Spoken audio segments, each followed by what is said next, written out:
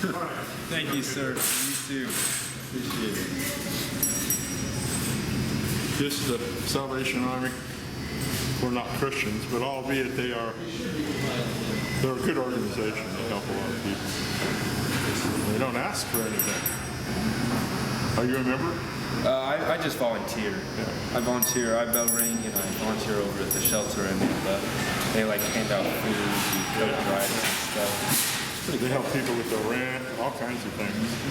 And they don't ask for anything in return.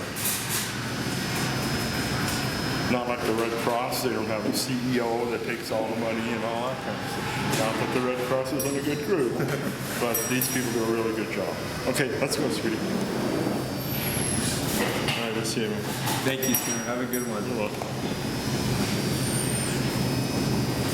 Come on, look.